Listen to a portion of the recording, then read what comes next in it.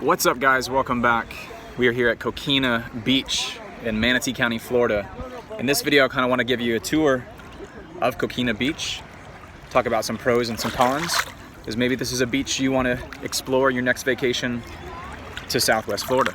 So stick around and enjoy the video.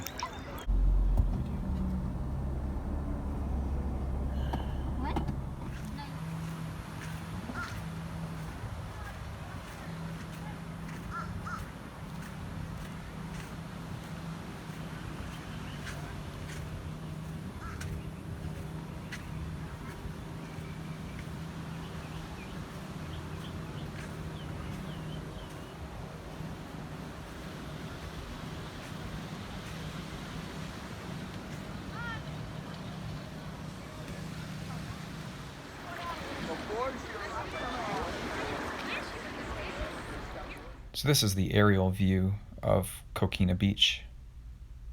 And the beach is, if I had to guess, I don't know, a mile or two long in this official Coquina Beach area. As you can see, it is at the bottom end of an island called Anna Maria Island, which faces out towards the Gulf of Mexico. And I like this satellite imagery because it gives you an idea how large the parking is here. This is really nice feature of this park is just the abundance of parking.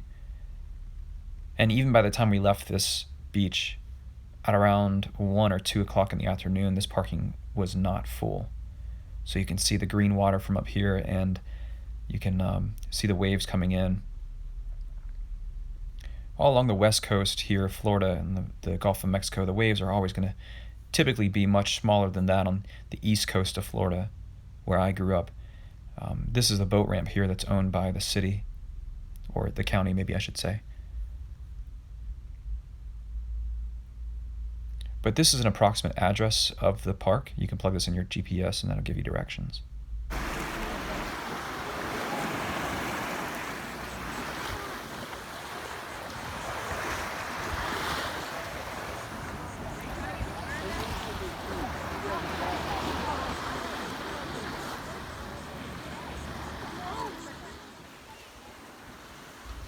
If you're a parent like me, or you're just really into seashells, I thought this was a clip you might enjoy. These are all the seashells that are washed up on the beach.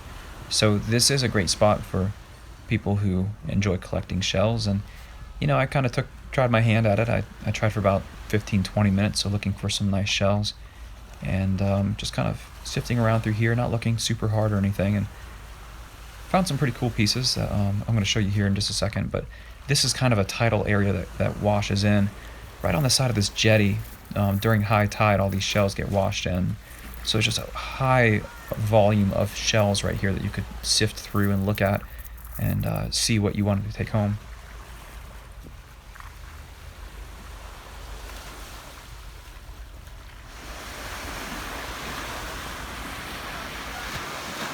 What's wrong, Michael? He's playing with your shirt. Is it sand? Is it sand on his shirt? He's got lots of sand on his shirt.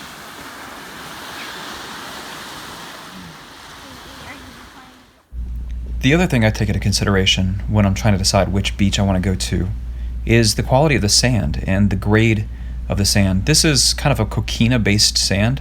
That's one factor to take in, and this is more of a sugary, white, powdery sand. And this beach has both of those types of sand in it, depending on where you're at on the beach itself. But these are the shells that I found here collecting for just, like I said, about 15-20 minutes. Nothing super awesome or special, but thought they're pretty nonetheless. And this is a little hermit crab that I guess died in this shell before I found it and kind of dried in there. I thought it was kind of cool actually, so I hung on to that one. I did not kill the hermit crab. Make sure I emphasize that. I found him already dead. And these are just kind of like I said, a real quick sampling of shells that I found just in about 15 minutes of looking. And a lot of these have holes already in them, which are great if you have kids that want to make jewelry out of them or whatnot.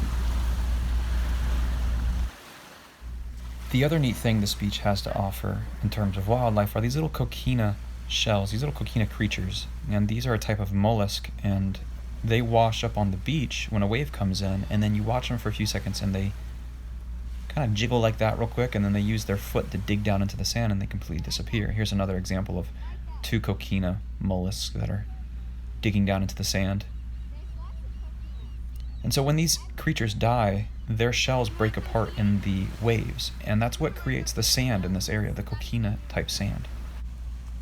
There's another really neat creature that we call a sand flea, and I'm sure this is just a very common name for a lot of different creatures that live on the beach, but I think this is a type of crustacean, and these wash ashore with the waves, and you can detect them through little bubbles that are in the sand, and you dig down below the bubbles and you can catch them. This is a really small one, comparatively speaking. They get much bigger than this. And of course, we found a hermit crab, and my son Eli is gonna keep him in a little plastic bottle of water here for a little while. We did release him, and he was fine. He was happy, but we watched him, observed him for a little while. This is the Lifeguard Tower overlooking our little beach here, and we were on the northern part of Coquina Beach. So it's kind of nice to have a second pair of eyes looking over your shoulder and watching the kids swim.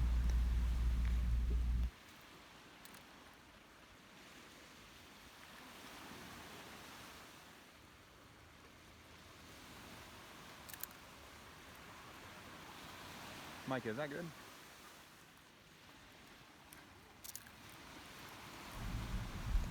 This is the one of the many picnic areas they have available at this beach. As you can tell, it's really well shaded and they have grills nearby. This is a map of the Coquina Beach, and you can see here it's managed by the Manatee County Board of Commissioners, Park and Natural Resources Department. And there's some activities that are prohibited. So I think this is really what helps keep the beach as family friendly as it is. Some of these basic rules that other beaches don't have. But this area is so nice and shady here under these big Australian pines. The only thing negative about these Australian pines is they drop these little pine cones that hurt when you step on them. So be sure to wear some flip-flops around here and be careful where you walk.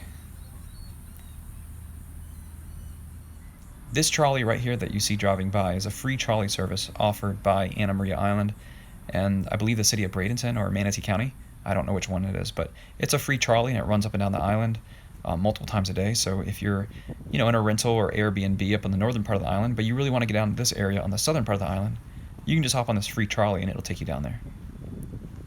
But I love these palm trees and the way they're spaced out. This reminds me of stringing up a hammock. I did not bring my hammock in this video, but I wish I did. And of course, a little black racer living under the trees here, the sea grape trees. He's looking for roaches and bugs. One of the really neat features of this beach is all these changing stations and the freshwater showers right next to them. But these are sea grapes. These are a very common tree in this area of Florida. They live in the coastal parts of Florida. They like the salt water and the salt air, but they grow these grapes here. They are edible. They're not right here in this video, but I've heard stories of people making sea grape wine. But these are very, very common plant in this area, and they're used as like a dune barrier for the sea dunes. And of course, a hot summer day at the beach is not complete without some cold watermelon, sweet tea, celery, trail mix. You name it, we got it going on. On the northern part of Coquina Beach, this is the bathhouse, and it's separated men's and women's, and the restrooms were pretty nice. There's an open pavilion here and a changing station, of course. It seems like they have a beach market here once a week, and then where you can come and maybe pick up some arts and craft type stuff. Or not sure what they sell. I've never been to it. So this might be a good time to talk pros and cons of this place. First of all, pros. You've got parking just a few hundred feet from the actual beach, and it seems like there's ample parking. It's completely free, but it's first come, first serve. So we got here about 9:30 in the morning, and there was plenty of spaces. It was about a 30% full by the time we got here on July 1st, 2020. So you got to get here early if you want a spot. I imagine those spots fill up pretty quick towards the afternoon or in the weekends especially.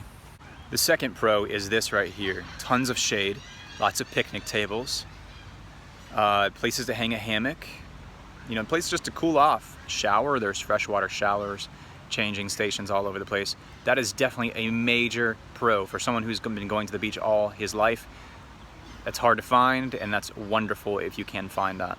A third and final pro is the fact that this beach does not seem to be a huge attractant for partiers who are coming down just looking to get sloshed on the beach and have a good time. It seems to be a very family-friendly beach.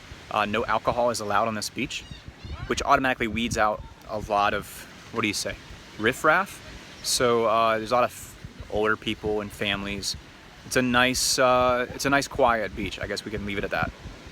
Okay, my one and only con for this place is that it'd be really cool if the waves were just a little bit bigger. Now, I came at a day when there wasn't a whole lot of wind or anything like that, so I'm sure if there were more gusts of wind, you know, especially offshore, there'd be bigger waves, but really that's kind of just nitpicky. This place is pretty awesome, and if you got a family, especially a young family, this is the place you want to come for vacation, Coquina Beach here in Manatee County.